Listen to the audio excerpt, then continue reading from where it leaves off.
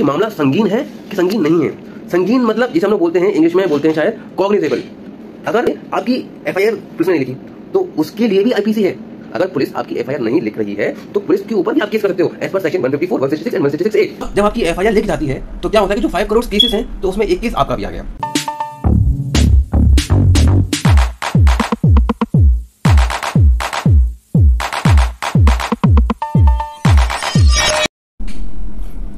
Friends, मान लीजिए कि आपके साथ कुछ गलत हो गया। कहने का मतलब ये है कि मानिए कि आपकी लड़ाई आपके किसी फ्रेंड के साथ हो गई, राइट? तो और लड़ाई मान लीजिए कोई अच्छी लेवल की हो गई है, तो फिर आप कहाँ जाएंगे? सीधी सी बात है, ये बात आपको भी पता है, मुझे भी पता है कि आप लोग जो है सीधे सीधे पुलिस स्टेशन जाओगे। जब आप पुलिस स्टेशन जाओगे और वहाँ का जो पुलिस स्टेशन होगा और वहाँ का जो इंचार्ज होगा, या फिर हम लोग बोले जो इंचार्ज होगा, आप उसको बोलोगे आप हमारी एफआईआर लिख लीजिए। आपको क्या लगता है कि वो आपकी एफआईआर लिखेगा? No, he won't going to be write और एफआईआर। क्वेश्चन इज वाई, क्यों वो आपकी एफआईआर नहीं लिखना चाह रहा है? दोस्तों, मैं आपको कुछ एग्जांपल देता हूँ। मैं आपके पास एक केस 1 रखूँगा, केस 2 रखूँगा, केस 3 रखूँगा, जिसमें आप इसके अंदर खुद अपने आप जान भी जाएंगे कि हम एफआईआर क्यों नहीं लिखते हैं पुलिस वाले। तो पहला केस है, मान लीजिए कि आप में और मेरे में एक लड़ाई हो गई, राइट? और मान लीजिए कि आपने मुझ में एक थप्पड़ मार दिया। मैं बहुत सेंसिटिव, मैं सीधे गया पुलिस स्टेशन और मैंने वहाँ का जो भी इंचार्ज है या फिर जो भी बोले आप कहें दरोगा है उस पुलिस स्टेशन का, मैंने उसको बोला कि प्लीज़ राइट माई एफआईआर, क्योंकि मेरे दोस्त ने मुझे थप्पड़ मारा है। इस केस में आपको भी पता है, मुझे भी पता है कि वो आपकी एफआईआर नहीं लिखेगा। Okay, now going to second worst case, that is case number 2। मान लीजिए कि आप में और मुझ में कुछ लड़ाई हो गई, ठीक ठाक से लड़ाई हो गई, अच्छी खासी, मैं ज़्यादा अच्छी खासी नहीं, ठीक ठाक से लड़ाई हो गई। अगेन मैं गया किसके पास? Police station. मैंने उनको बोला, इसको जो भी आपकी एफआईआर लिखते हैं, कि सर मेरी लड़ाई हो गई है मेरे फ्रेंड के साथ में, और आपने उसको झूठ बोल दिया और आपने उसको बहुत ज़्यादा बढ़ा चढ़ाकर बोल दिया कि उसने हमारी लड़ाई ईंट से हो गई, पत्थर से हो गई, इवन डंडे चल गए, इवन गन्स भी निकल आई। तो ऐसे करके हमारी बहुत ज़्यादा लड़ाई हो गई है और आपने ये सब कुछ सुनाया। तो आपको क्या लगता है कि वो क्या अब आपकी एफआईआर लिखेंगे? नो, ये आपको पता है कि आप झूठ बोल रहे हैं, उसको नहीं पता कि आप झूठ बोल रहे हैं, सच बोल रहे हैं। वो आपकी ने जो भी कहानी सुनाई है वो उसको नहीं लिखेगा, वो उसके लिए एफआईआर नहीं लिखेगा। वो क्या करेगा? वो जाएगा वहाँ पर जांच पड़ताल करेगा, फिर आपकी एफआईआर लिखेगा। अब केस नंबर 3 पे बात करते हैं कि मान लीजिए वास्तव में लिटरली में बहुत ज़्यादा भयंकर लड़ाई हो गई है। आप फिर गए, कहाँ पर गए? आप गए एफआईआर लिखाने। वो अभी भी आपकी एफआईआर नहीं लिखोगे, आपको पता है कि आप सच बोल रहे हो, लेकिन सामने वाले बंदे को नहीं पता है कि आप सच बोल रहे हो या फिर झूठ बोल रहे हो। वो क्या करेगा? वो जांच पड़ताल के लिए दोबारा उसी प्लेस पर जाएगा, चेक करने के लिए whether the information has been given by you, whether is correct और not correct, to just verify it. Okay, अब थोड़ा और आगे। दोस्तों, जब कोई एक एफआईआर लिखी जाती है तो उसके बाद क्या होता है, एक पूरा ओवरव्यू मैं आपको देने वाला हूँ। जनरली क्या होता है कि जब आपकी एक एफआईआर लिखी जाती है, आपको पता है कि अभी अपने डिस्ट्रिक्ट लेवल की बात करें तो टोटल 5 करोड़ केसेस हैं और 5 करोड़ केसेस में से 4.6 करोड़ अभी भी केसेस पेंडिंग हैं। अब जब आपकी एफआईआर लिख जाती है तो क्या होता है कि जो 5 करोड़ केसेस हैं तो उसमें एक केस आपका भी आ गया। समझ रहे हो? मतलब अभी डिस्ट्रिक्ट लेवल की बात करें तो डिस्ट्रिक्ट लेवल पर अभी टोटल 5 करोड़ केसेस हैं।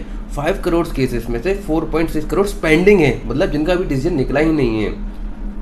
और जब आपकी एफआईआर लिख जाती है तो इसका मतलब ये होता है कि उस 5 करोड़ के केसेस में एक केस आपका भी आ गया, जिसका मतलब ये होता है कि अब जो भी उस केस का डिसीजन होगा वो लोअर कोर्ट ही देगा। हाँ, उसके बाद में आप उसको चैलेंज कर सकते हो हाई कोर्ट में या फिर सुप्रीम कोर्ट में आप चैलेंज कर सकते हो, बट इतना पक्का है कि उसका जो भी डिसीजन आएगा वो कोर्ट से ही आएगा।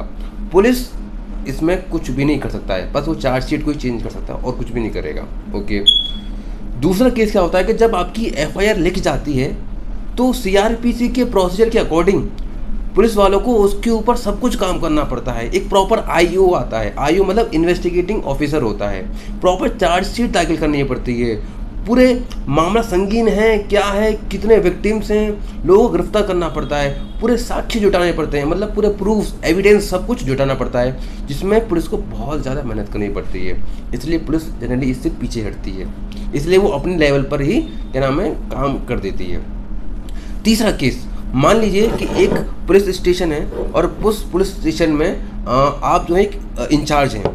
मान लीजिए कि उस पुलिस स्टेशन में आपके पास एक हफ्ते में 100 FIR आ गई।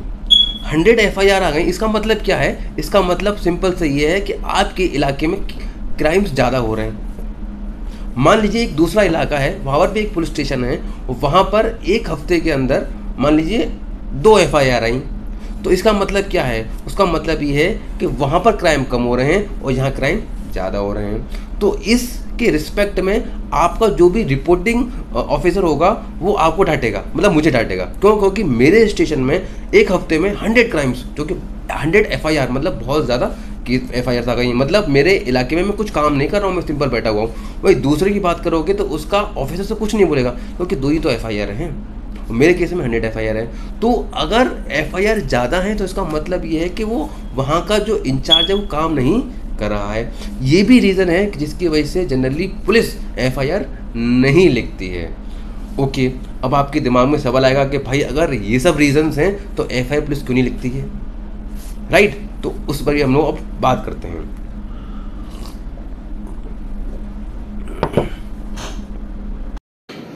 ओके, मान लीजिए कि आपके साथ दोबारा से कुछ हुआ, आप गए पुलिस स्टेशन। जब आप पुलिस स्टेशन जाओगे तो आप जो हो क्या नाम है क्या बोलते हैं, पुलिस स्टेशन वालों को बोलोगे मेरे साथ ऐसे ऐसे हुआ है, आप मेरी FIR लिख लीजिए। आपकी FIR तो नहीं लिखेंगे वो, आप इतना बात समझ गए होंगे।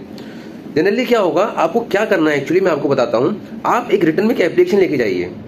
क्या लिखाइए? आप रिटर्न में एक एप्लीकेशन लिख के ले जाइए और वो रिटर्न एप्लीकेशन आप उनको दीजिए।